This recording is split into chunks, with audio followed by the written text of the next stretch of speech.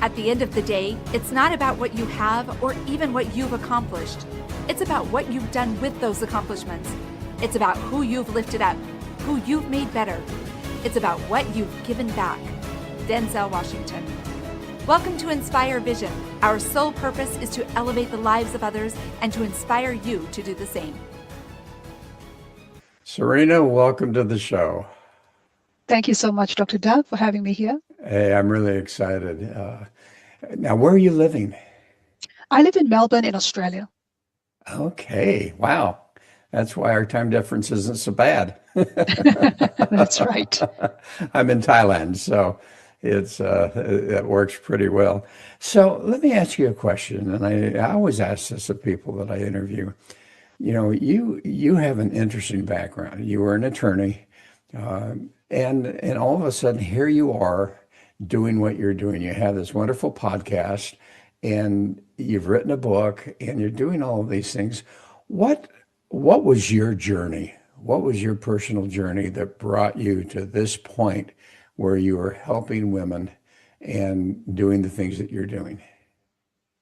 I think the first part of my journey will be something a lot of fellow Asians will be very familiar with, and that is the journey of pleasing your parents, meeting parental expectations, achieving those top academic grades, making your family proud, going to university, and choosing a course that they can brag about to their friends. So not just any course, it has usually got to be either law or medicine or engineering or accounting, one of the professions. So since I had no head for sciences and maths, I thought, well, let me try for law. So I did get it. I practiced for 11 years and learned a lot. It's given me a lot of skills that I still use today, and I'm very grateful for that part of the journey. But I think the point at which it started to unravel and Plan B started to reveal itself was in my 11th year. And that was when someone asked this question at work. Have you thought about what is going to happen if you continue on this path? And at that point, I hadn't thought about my path as such. I assumed I was going to be like everyone else around me, just keep working, keep doing the same thing till I reach retirement age, at which time I can rest. I can then think about what to do next.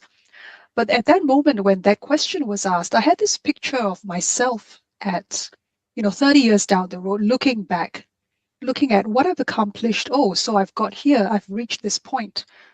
But what if I could have done something else? What if there had been something else I hadn't tried because I didn't dare to try, because I hadn't thought of going outside my comfort zone? And so I think that question kept coming back to haunt me for a reason.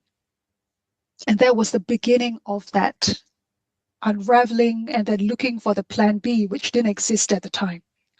And so to answer your question, I would say it was not a linear path to get to what I do now. It was more of a meandering and many scenic detours and many mistakes and many experiments along the way to find out what it is I am meant to be doing with my talents and my energy and my time, besides the thing that I had trained for. So it was a whole journey of discovery and relearning, unlearning, and basically reinventing myself. And where did you come up with this whole focus on introverts and writing your book and so forth? The book came first, and the book came out of a reflection on the adversity, the challenges I had overcome.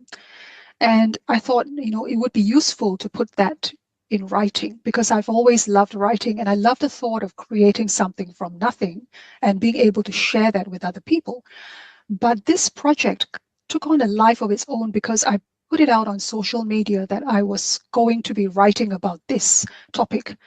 And I started receiving stories from people and referrals to other people telling me, I've got a story like that. I've overcome adversity too. Would you like to hear my story? And so I started collecting these stories and I put, 10 of them into the book. And so it's become a collection of stories of overcoming adversity and hardship and how to discover the warrior, the hero within yourself, the person that shows their true self, when times are difficult. Who is that person? So that's how the book came to be written. Okay, and what's the name of the book? It's called The Hero Within, Reinvent Your Life One New Chapter at a Time. And how do people find it? They can find it on Amazon. Okay, good, Yep. good. So here you are, you've written your book, you all of a sudden not doing law work anymore. Have you quit as an attorney? That's right, I did. And what was your journey after that? What happened? Well, for a long time, nothing happened because I was in identity crisis for a few years. We had just moved to Australia from Singapore, and I was busy settling the family down. We had a baby a few months after we arrived. So, it was all very chaotic. And I spent a few years as a stay-home mom. And at the same time, I was processing, what am I going to do next once the kids start school? What am I meant to be doing with this next season of my life? So in various, I guess, trial and error method of, going out and trying different things and meeting different people, I eventually found my way to a personal development course. And this was for myself because I've always been very interested in human nature, human behavior. Why do people do things this way? Why do I think like this? And how come somebody else doesn't think the same way? And so I found my way into a coaching course, found a lot of benefit from it, and thought, this is great information. Why don't they teach us this stuff in schools? And so I started, running workshops with school parents and sharing some of these ideas. And then over time, one of the the traditional marketing, advice that they like to give people who are starting in their own business is that you have to put yourself out there, you have to network. And networking generally looks like going into a very large, noisy room with a lot of people, a lot of background noise, a lot of conversation going on. And you're expected to go around and work the room, introduce yourself in 30 seconds, tell people what you do, and then go to another group and do the same thing again. And you could be there for a couple of hours, depending on how the event is run. So for one solid year, I did that. I took the advice. I drove, from one part of Melbourne to another part of Melbourne, attended these networking events, tried to get to know people, and did it that way and found it so exhausting. And I thought there has got to be a better way to do networking in a way that suits people like me who are introverts. And that's how I came up with the idea of, where are these introvert-friendly networking events? And I couldn't find any at that time. And so I went on this platform called Meetup and I started my own community for introverts. So it was networking that was friendly to introverts, curated specially for them. And then COVID happened and we pivoted into the social connection side of things. So that community has now been going on for more than 5 years. And I think that answers your question about why the emphasis on introvert, because I know what it's like to be one. I've been one my entire life. I know how painful it can be when we are forced into those social situations they just don't go with our energy and our personality. And so it was about finding what is a better environment for introverts to thrive. What are the situations where introvert is more likely to speak up, and then looking for that kind of a solution. Interesting. I know that I've done the same thing as far as all of these different social groups and so forth. And what I find is I'm very much an introvert too. And so, you put me in a room, I'm kind of in the corner, and of course, it forced myself to get out there and do that. But it was fascinating for me to find that if I could find someone to talk to on something that I was interested in, all of a sudden I could talk and I was no longer an introvert. So when we talk about introverts, and I know there's been some interesting studies, what's your thoughts on the percentage of individuals that are introverts? I've heard different percentages being quoted, but I think the generally accepted one is that up to about 40% of the population could be introverts. And when we say introvert, I also want to clarify, because there are also different definitions of what that means. So on the introversion extroversion spectrum, the introvert tends to be the one that feels their energy gets depleted when they're around people. So it's not that they don't like people, it's not that they're antisocial, it just takes a lot out of them to have that conversation, to maintain the momentum, to think of what to say next, and so on. And like you just mentioned, if it's a topic that you love, you care about, you know something about, you could hold court, you could talk about it all day long. And people might look at you and think that's not an introvert, right? But if you are talking with people you don't really know about something you don't really care about, it makes you want to go into yourself. And if it makes you feel like you are depleting a lot of energy just keeping up with the social side of things. So I think for the introvert, it's more of an energy management issue. It's how the energy gets recharged and how it gets used up. Well, and as I've studied it, and the study that I saw was that about 40 to 50% end up introvertish. But interestingly, women tend to be 55%, whereas men about 45%. And is there a reason why you focus just on women?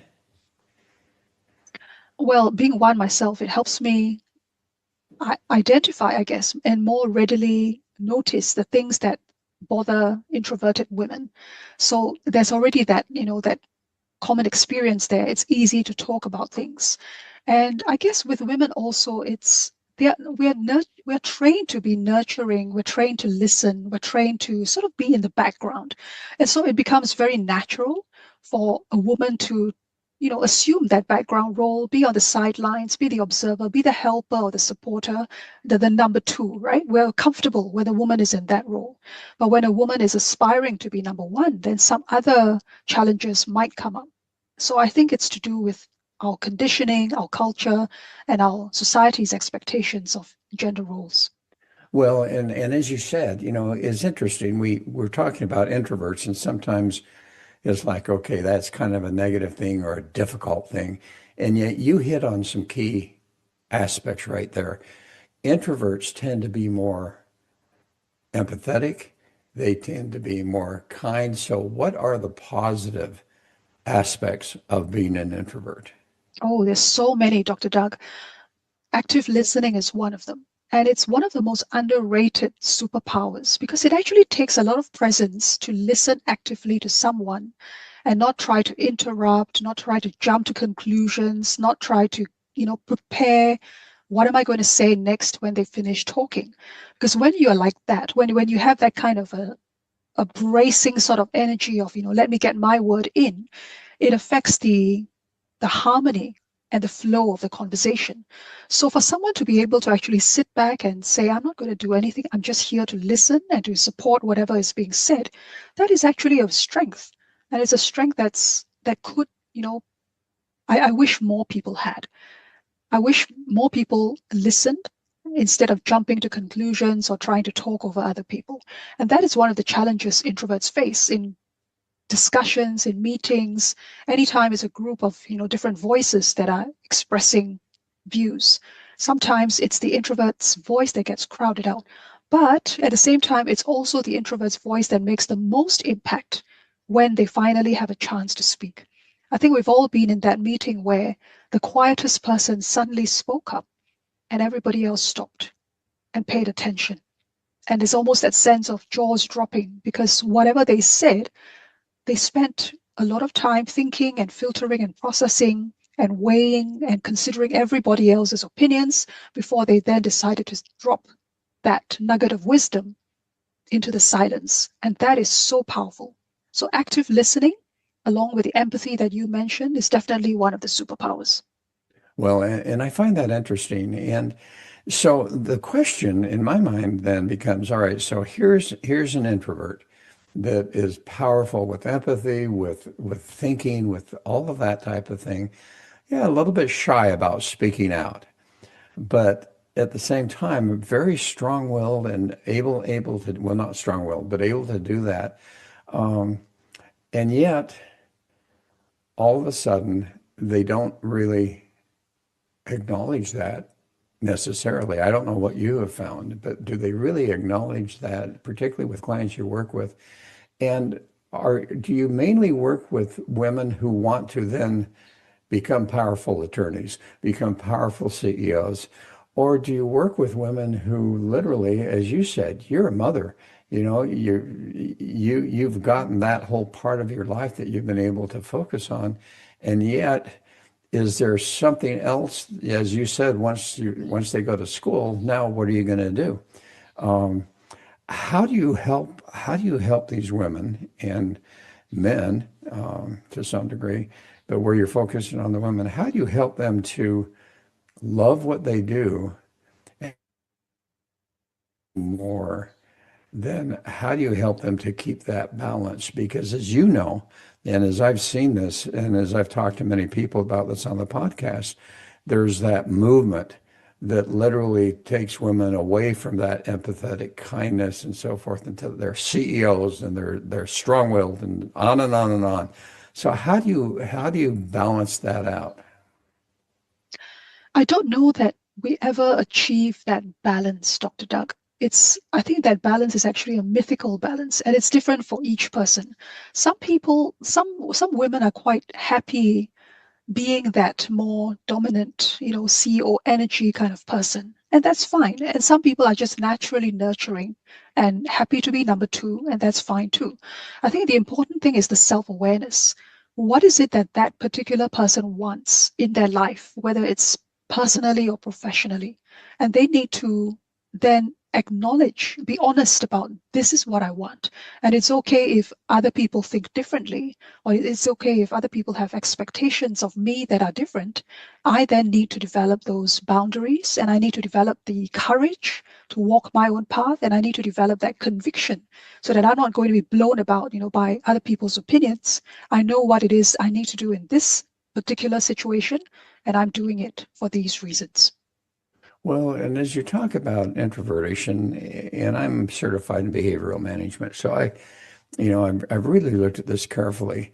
What I have found, and it'll be interesting to see if you have experienced the same thing or if you disagree, which is fine. What I have found is there are certain tendencies towards introvertish individuals with personalities that are more introvertish and particularly right brain that tend to get into these codependent relationships. And it's very difficult for them to get out. Have you found that as you work with the women that you work with, that that's one of the struggles that they experience is a codependency and not being able to set boundaries in their life because they just really want to please and are not willing to step up and say their truths?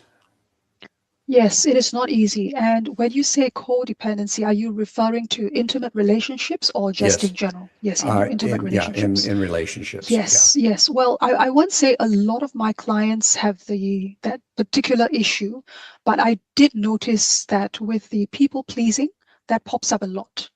And I think that has a lot to do with childhood conditioning, cultural conditioning, and also just in general that women and girls are taught from a very young age to please and to placate and to avoid conflict. So then we don't learn those skills. There's the important skills of how to actually manage a conflict when it arises because we're just used to running away or denying that it happened or doing everything we can to put out the fire instead of actually having that important conversation. So yes, I do agree with you to an extent.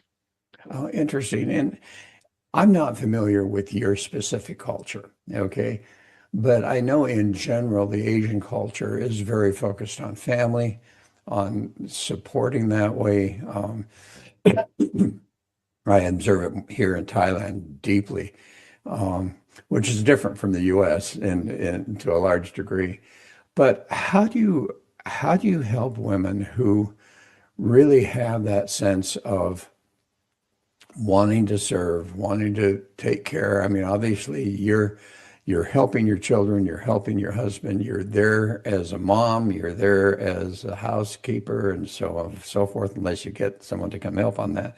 But but bottom line, you hit it on the head because all of a sudden your kids are going to school.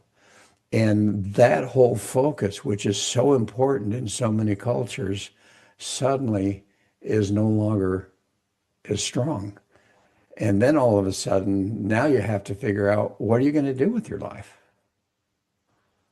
How do you help the women that are going through that? One of the things that we do that is very important for, I think, anybody to look at from time to time is the idea of values. What are your guiding values in this season of your life? And I like to remind my clients that your values can change over time. They are fluid. They are not stuck. They're not set in stone. So how you are in your 20s could be very different from how you are in your 40s and 50s. Your priorities change, your health situation changes, your family life might change. All those things are going to affect what you decide is most important to you. So for someone who is looking at the next season of life, or how do I maximize this current season I'm in? How do I extract the most opportunity from it? How do I make the most of it and enjoy it and live a really fulfilling life? It still goes back to values. So when you do the values exercise with a client, that's when they look, they realize, they can see it in front of themselves. Oh, so these are my top 3 or top 5 or top 10 values. These are the things that are just identified as being most important to me. So then now, how do I make choices that are aligned with those values? And that is really important, because if you do the opposite, if you say my value is freedom, but then you go do the opposite and tie yourself down by some various commitments or schemes, you're going to experience that internal conflict, right? And we are meant to function as a harmonious whole.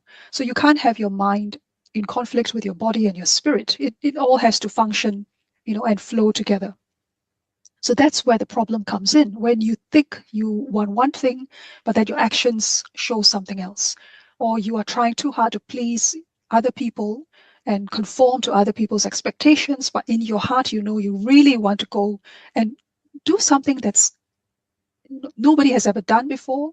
Nobody in your family has tried. They all frown upon it. They think that is so irresponsible, or that's so childish, or that's not realistic. And then you have to decide, am I going to take on those beliefs, those expectations, those ideas of what's right and wrong for me? Or am I, now that I'm over 40, am I going to finally be honest and say, but this is what I've always wanted to do, and I'm going to give it a try, and I'm going to see what happens. And maybe I will like it, and maybe I won't. And maybe I'll decide, oh, okay, I tried it. I didn't really like it. It wasn't the thing for me. Let me go try something else now. And so it's also giving yourself permission as an older person who has taken on all these, the weight of all these expectations and all these other people's standards, to then say, this is who I am, this is what I enjoy, this is what I don't like, and I'm going to live a life as true to that as possible. Well, and you talk about getting into your 40s and 50s and all of a sudden realizing, how do you help younger people? What would you say to younger people? Because we've all experienced this. I come from a family of 6 kids, and five of us are boys and then one girl. And I went through the same thing you did. Different culture, but my dad said, "Hey, boys, you will all be professional. That's the bottom line. You'll all have advanced degrees, and you're going to pay for it yourself, by the way." But anyway, so we were, and every one of us, except for one decided that college just wasn't for him, and he really got affected. From what he tells me, my dad was really on his case all of the time, because he didn't go to school. Now, who do you think is the wealthiest now? But beyond that, the reality is, how do you help younger people to be able to say, you know what, I don't have to fit into these expectations. We talk a lot about imposter syndrome, and it has many definitions, but I like to use the imposter syndrome of living a life according to how you've been told you need to live your life, rather than, as you say, really being genuine, knowing what your values truly are. How do you help the younger people to get started a little bit earlier than waiting until they're 40 or 50 to realize that, all right, I've been living someone else's life. Now it's time for my own? I think that's a trickier one, because at that younger age, there's the issue of the prefrontal cortex not being fully developed yet, and the lack of life experience to back up, so that they don't have very much to draw on just yet. And so they're still very vulnerable to and very impressionable to whatever is being told to them and whatever seeds have been planted earlier. So at that point, I would say the best thing for a younger person to do is to try different things, to give themselves permission to try and not attach any sense of failure or success to the thing. Just treat it like an experiment, treat it like something fun to do. Let me go, be an intern for 2 months at this particular company so that I can learn something about this profession.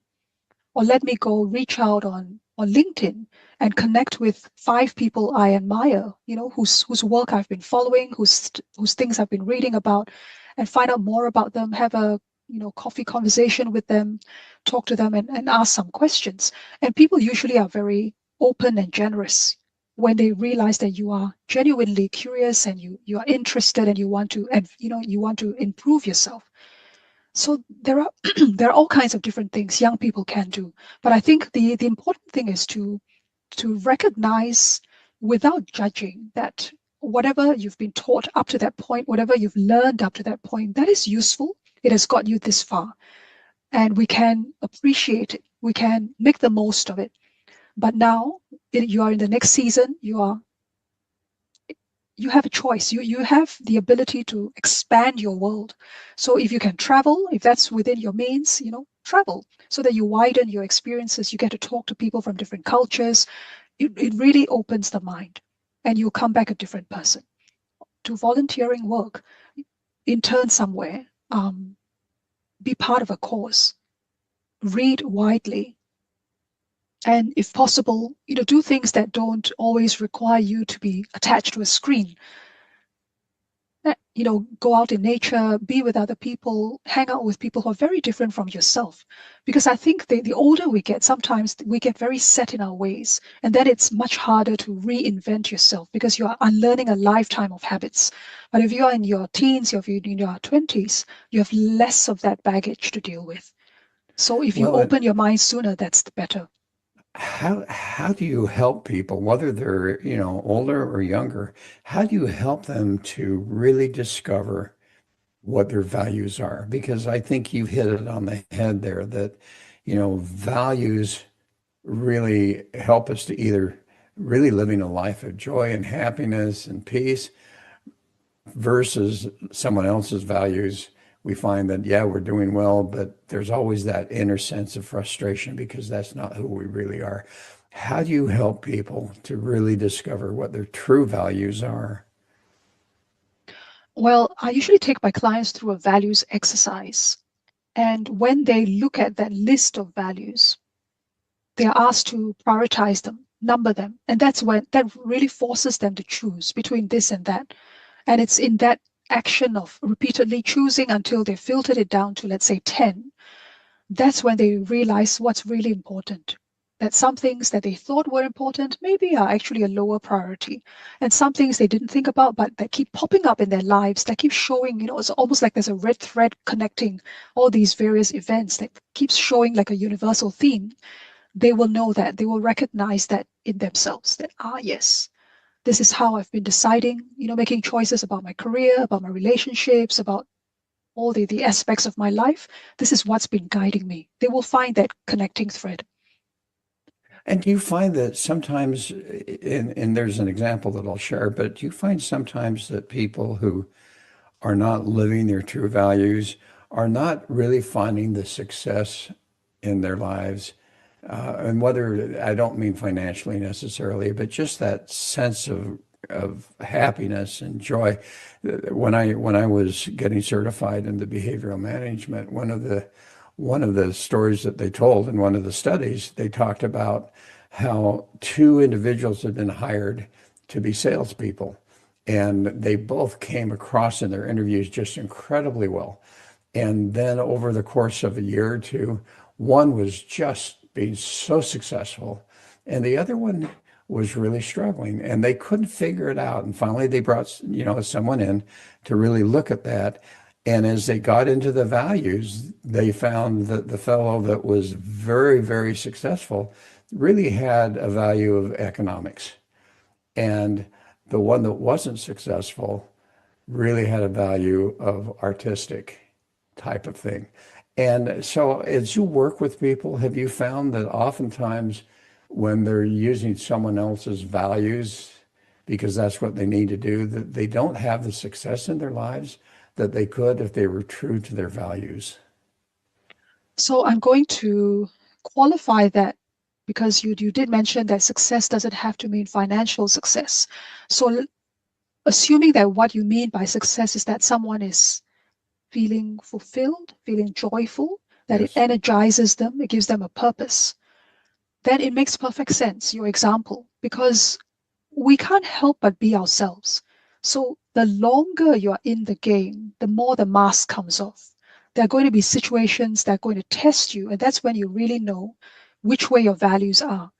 There's only a certain extent to which you can keep that mask on and pretend and keep up the act and do the things that outwardly you are expected to do. But then inwardly, there is that missing, there's something is not congruent, something is out of alignment, and it's going to reveal itself because it can't. I think that's the nature of truth. It can't help but assert itself and reveal itself in the most, usually in the most pressurizing moments. Any dramatic stories of clients that you've worked with where been able to move them from one level of not great happiness and success in their lives, happiness wise, over to the other side? Any stories that you can share without revealing names? When I think of the most dramatic stories, I'm thinking of those because part of my practice also involves something called root cause therapy. And that is helping the client, may or may not be introverted, helping the client to revisit certain key incidents in childhood that they themselves think have something to do with the way they are now, right? And I think if we've read, let's say, Dr. Gabor Mate or Dr. Bessel van der Kolk, you'll understand that there is an imprint, the trauma that's left behind in the body that shows up in various, usually very inconvenient times. Just when you want to reach for a promotion, just when you want to do something brave, something is pulling you backwards. And usually that thing that pulls you backwards is trying to keep you safe. And it's usually related to something that happened in the past. So some of the dramatic, I guess, transformations or experiences clients have had would be where in the middle of going through that process and then reflecting on it afterwards, they realized that the initial cause was not even themselves.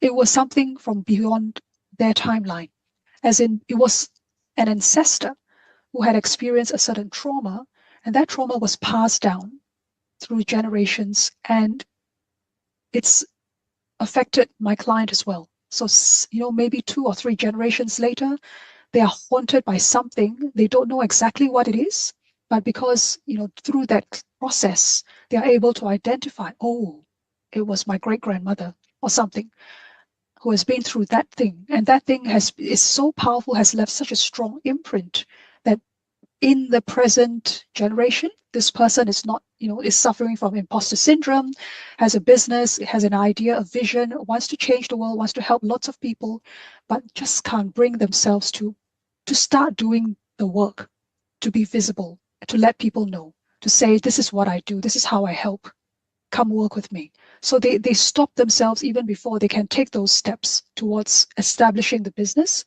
because something is still holding them back. Something's haunting them or making them feel really unsafe to get started. So it's And also in healing all that, yeah. yeah, that's And dramatic. isn't it interesting that those imprints can occur, from your parents, from your society, from school, from friends, from religion, whatever that happens to be. But you hit on such an important aspect that when we talk about DNA and ancestors and the fact that we don't even know where it's coming from, and yet here's this tendency and this reactivity and we don't know why. And yet, here's this DNA that's sitting quietly in our system of that's been passed down because of trauma and that has been embedded in an individual's DNA, and now it's coming down, that they're experiencing this when they don't even know where it came from. I find that fascinating. Me too. Yeah. But the flip side of that is also the good news. If we can inherit that kind of trauma, then what happens if we can heal that trauma or make peace with that trauma? What does that do for the DNA of our descendants? Yes. Yes. And I think that's the key. And I appreciate what you're saying there. I've focused on this a number of times that we can literally change the lives of our descendants by getting rid of those imprints that have affected us. I saw that with my dad. Growing up, he came from a situation where his dad was fairly abusive, I think, and at least a strong will would hit him with a belt and so forth. And my dad swore that he would never spank his children. And I can tell you, I'm sure there were many times that he was tempted, but we were never. We were never. And that has been passed on now through our generations, our children. We don't spank our kids. We don't do any of the major physical abuse. Yeah, maybe once in a while, you got to correct them. But I think what a blessing that people can do for their children and grandchildren and so forth is to know that if they change that behavior, that imprint, that it will go well beyond themselves. Indeed. That is such a beautiful example. Thank you for sharing that, Dr. Dunn. Yeah. And you talk about four different types of introverts. I'd love for you to share with the audience a little bit about that. The four different ones I refer to are the ones I'm talking about on my website. So in working with clients, what I noticed is there are those people who are the quiet achiever in a very loud workplace. So I can just picture, right? The person who's used to being number two, the person who is always in the background that other people rely on to get the work done. And we recognize they are very good at what they do. But when it comes to promotion time, we don't necessarily think of that person because they're just not visible enough, right? They don't talk much. They prefer to let their work talk for them.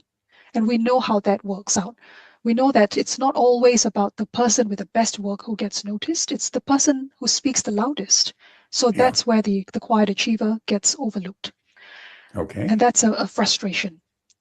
The second person I'm thinking of is the introverted entrepreneur, founder, who is also a creative. So they have an idea, they have a vision, they have a calling, and they want to change the world. They want to help people. They want to create transformation. They come from a very good place, very purpose-driven in that sense. But at the same time, the introverted side of them is an internal conflict. So there is what I call the visibility dilemma. They know in their heads they need to put themselves out there more. They need to do the networking. They need to be on social media. They need to be on the podcast. But they love their privacy because privacy means safety. Not being known to the public means I can stay safe. I can stay small. Nobody knows me. Nobody's coming to bother me. I don't have to make unnecessary conversation. So those things are in conflict because if you stay, you'll be the best kept secret, even if you're the most competent. And that is their problem. Okay. And then we have the professional migrant woman. And I was just talking to one this morning. So they've taken themselves into a new environment, new country. They're starting over. And they may or may not be able to continue their professional career as they did in their home country because of licensing and certifications and having to take exams and all that. And there is also the financial issue. So there's a lot of uncertainty. So new environment, possibly new language, new social norms, finding community, don't have a support network, starting from zero. What is that experience like? How do you deal with all that uncertainty all at once? How do you find your footing and then, bring some structure, some stability into your life so that you can properly start over again? So that's that person. And then, of course, there is, and this is from lived experience, the Asian good girl, the people pleaser. We talked about this before. If you've been conditioned and wired and rewarded for being quiet and compliant and good and following all the rules, there's a very high chance that you go into adulthood with the same mentality, thinking that if I stay quiet and I don't make any trouble, I don't rock any boats, all will be well. But that's not how real life works. So when the boat is actually being rocked, you don't know how to deal with it. You don't know how to bring yourself into a calmer place. You're just struggling because you're coming from that place of, let me avoid the conflict. So then you've never built the muscle for dealing with conflict, of having hard conversations, of saying no and being okay with it, and of disagreeing with someone's opinion and being okay with it. You'll be constantly overthinking, doubting yourself. Oh, did I say too much? Did I not say enough? Was I not, did I not put it the right way? And so the pressure comes back to you. You think it's your problem.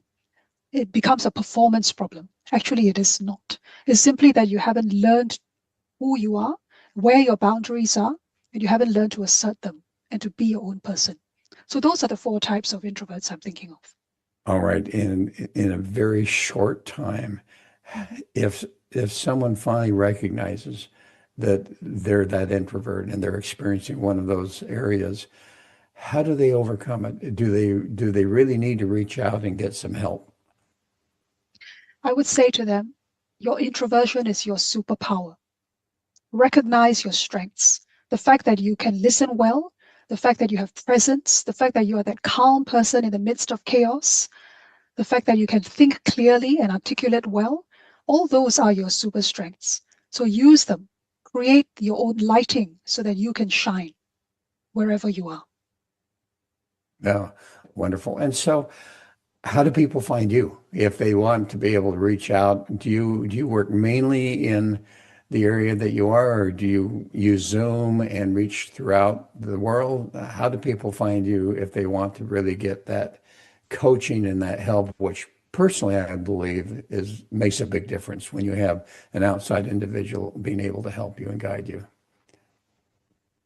Thank you for asking that. So I work on Zoom, which means I can work globally. And I always recommend that people listen to the Quiet Warrior podcast first, because it gives them a sense of what I talk about, what my expertise is, what resources are already available. So when they listen to some of the episodes, they might find the answers to the questions themselves. And then if they need further help, I'm always happy to connect. Wonderful. And what's your website? My website is serenalow.com.au. Okay, and that's .com.au, which, Yes, that's right. oh, that's great. Thank you so much. Yeah, this has been so informative, and what a difference you have to be making in people's lives, because being an introvert is not easy. I am one. I have a combination of introvert, extrovert, but I have found that that was really difficult for a long time until I figured out how to work around that. And obviously here you are an introvert, but you've got your podcast. Here I am an introvert, but I've got my podcast. And it's interesting that when we find that value, all of a sudden that changes. And You're so so right. thank you so much. And folks, I hope you've enjoyed this. And please, please, if you're experiencing these challenges as an introvert, reach out, read her book, and then reach out and see if you can't get some help. Because I can tell you, over the years, it can be a real struggle. And to be able to finally come out of that and find that joy and happiness and values and realize you're fulfilling your values, that makes such a difference. So anyway, this is Dr. Doug saying thanks so much for listening. Have a wonderful week. Namaste.